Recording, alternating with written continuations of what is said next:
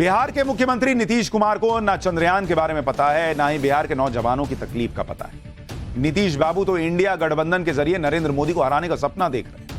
नीतीश कुमार को लाखों की उस भीड़ के सपने से कोई मतलब ही नहीं लगता जो नौकरी के लिए रेलवे प्लेटफॉर्म पर सोने को मजबूर।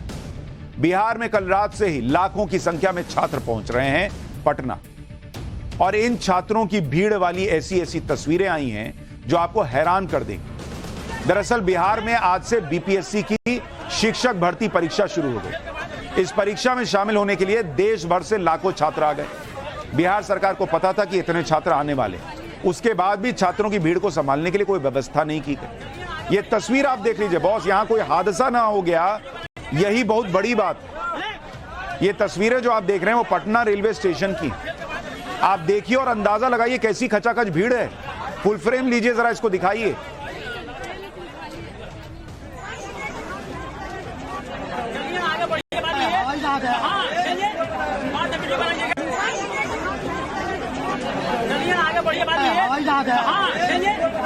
अब आप सोचिए, पैर रखने तक की जगह नहीं, इतनी भीड़ पहुंची हुई। पटना में लाखों की संख्या में परीक्षा देने के लिए छात्र पहुंचे, लेकिन यहां पहुंचने पर उन्हें पता चला कि किसी तरह की कोई व्यवस्था ही नहीं है। होटल जाएं तो वहां कोई रूम खाली नहीं, धर्मशाला जाएं तो वहां कोई जगह नहीं। मजबूरी में इन लोगों को रेलवे प्लेटफॉर्म पर ही रात गुजारनी पड़ी। इनमें हजारों लड़कियां और महिलाएं भी हैं जो बिहार के अलग अलग शहरों से नौकरी का सपना लेकर आई। पहले सुनिए इनका क्या कहना है, फिर आगे की कहानी तो मैं बताऊंगा। दिक्कत तो देख ही रहे हैं सर आप, बाजार में चलने का जगह नहीं है तो रहने का जगह कहाँ से होगा। सड़क पर जैसे रात ही आ गए थे, वहाँ रात ही आए हैं। रुके यहाँ पे? रुके हैं, स्टेशन पे रुके हुए हैं स्टेशन जी। होटल का कमरा मिल नहीं रहा? नहीं मिल रहा है। परेशानी बहुत ज़्यादा है, समझे ना। परेशानी बहुत ज़्यादा है। सरकार का जो रवैया है वो बहुत घिनौनापूर्ण रवैया है। इसका जवाब हम लोग 2025 से 24 में जरूर देंगे नीतीश कुमार को जो है सो।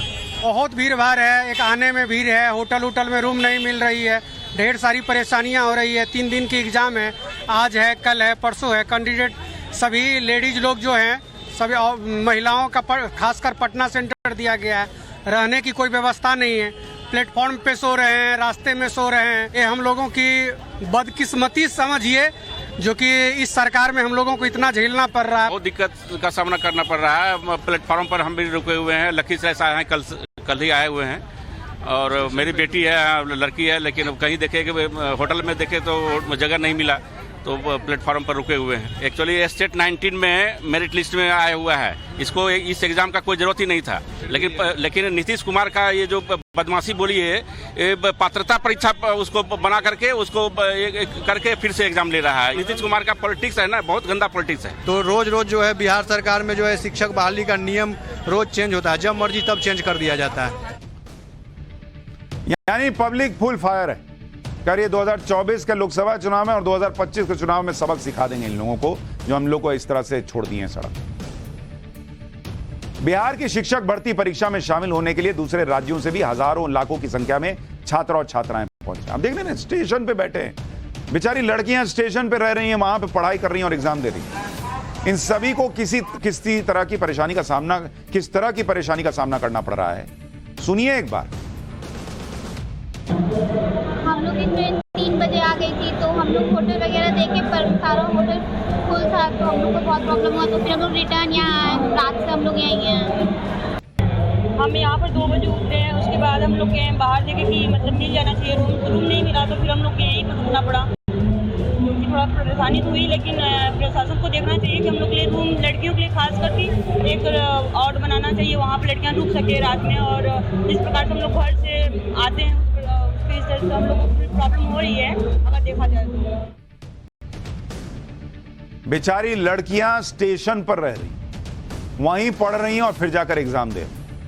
पहले ये देखिए कि बिहार में शिक्षक भर्ती परीक्षा में कितनी पोस्ट है और उसके लिए कितने लोगों ने आवेदन किया हुआ।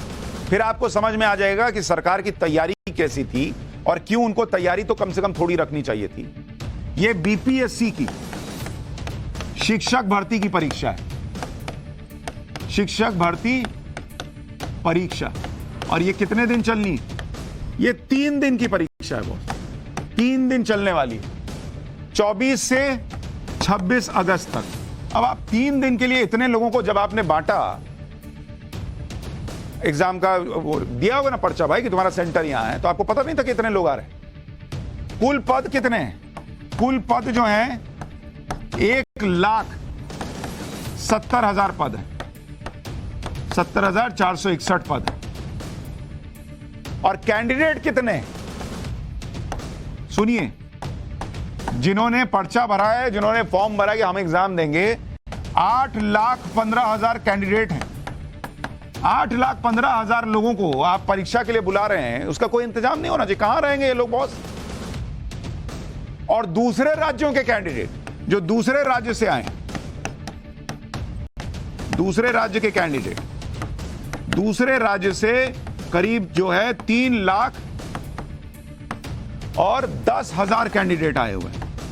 सोच रहे हैं आप, 3,10,000 लोग दूसरे राज्य से आए। बिहार के छात्रों और शिक्षकों को इस बात से भी नाराजगी है कि सरकार ने डोमिसाइल नीति में बदलाव किया, जिसकी वजह से दूसरे राज्यों के लोग भी बिहार में शिक्षक बन सकते हैं। बिहार सरकार ने 27 जून 2023 को Bihar state school teacher rules में बदलाव कर दिया। बदलाव के बाद अब देश के किसी भी राज्य का नागरिक बिहार की शिक्षक भर्ती में शामिल हो सकता है। पहले प्रावधान यह था कि सिर्फ बिहार के नागरिक ही शिक्षक भर्ती परीक्षा दे सकते थे। बिहार सरकार ने डोमिसाइल नीति में बदलाव क्यों किया, इसके पीछे की बड़ी वजह भी आपको बताता हूं। डोमिसाइल नीति में बदलाव के बाद बिहार के शिक्षा मंत्री ने कहा था कि इस फैसले से देश के दूसरे राज्यों के टैलेंटेड लोग बिहार में शिक्षक बन सकेंगे। इससे बिहार में शिक्षा की गुणवत्ता बढ़ेगी। विज्ञान, गणित, केमिस्ट्री, फिजिक्स और अंग्रेजी के लिए सक्षम शिक्षक मिल ही नहीं पा रहे थे। इतने साल से बिहार में इनकी सत्ता है नीतीश कुमार की, इनको ढंग से पढ़ाने वाला शिक्षक ही नहीं मिल पा रहा। इस वजह से बहुत से पद खाली रह जाते थे। यानी बिहार के शिक्षा मंत्री के मुताबिक बिहार में उतने सक्षम टीचर नहीं है। और वो क्यों नहीं है? क्योंकि वो इतने सक्षम छात्र नहीं बन पाए जो इन सब्जेक्ट के शिक्षक बन सके। एक बार उनका वो बयान सुनिए, फिर आपको याद दिलाऊंगा कि तेजस्वी यादव क्या कहा करते थे। और देश के विभिन्न राज्यों के जो टैलेंटेड छात्र हैं, बेरोजगार हैं, इसमें भाग लेंगे। हमारे लोगों के लिए एक समस्या जरूर है सामने कि साइंस में, खास करके मैथ में, केमिस्ट्री में, फिजिक्स में, अंग्रेजी में इस तरह के कॉम्पिटेंट छात्र बहुत नहीं मिल पाते हैं, सीट खाली रह जाती है। इसके लिए क्या किया? मतलब यह कि साइंस ब्लॉक में रिक्तियां रह जाती थी। आप देखें ना, या अध्यापक प्रधान शिक्षक की बहाली हुई और उसमें 6,000 में कितना 369 लोग आए। तो ये है कि बेहतरीन गुणवत्तापूर्ण शिक्षण कार्य के लिए गुणवत्तापूर्ण विषय के विशेषज्ञ आवे, और खास करके साइंस और अंग्रेजी की समस्या थी, इसलिए ओपन किया गया। जबकि इसी डोमिसाइल पॉलिसी पर विपक्ष में रहते हुए आरजेडी की राय अलग हुआ करती। साल 2020 में तेजस्वी यादव ने डोमिसाइल पॉलिसी को लेकर क्या कहा था, वो बयान याद दिलाता हूं। हम लोगों की मांग थी कि जो अभी देखते होंगे जो थोड़ा मोड़ा बहाली जो निकलता है बिहार में, देखा जाता है कि बाहर के राज्य लेकर बाहर के राज्यों के लोग जो हैं आकर के यहाँ रोजगार उनको मिल जाता। तो अगर ये डोमिसाइल कानून आता है तो लगभग 85 से 90% बिहार के लोगों को बिहार में ही नौकरी मिलेगी।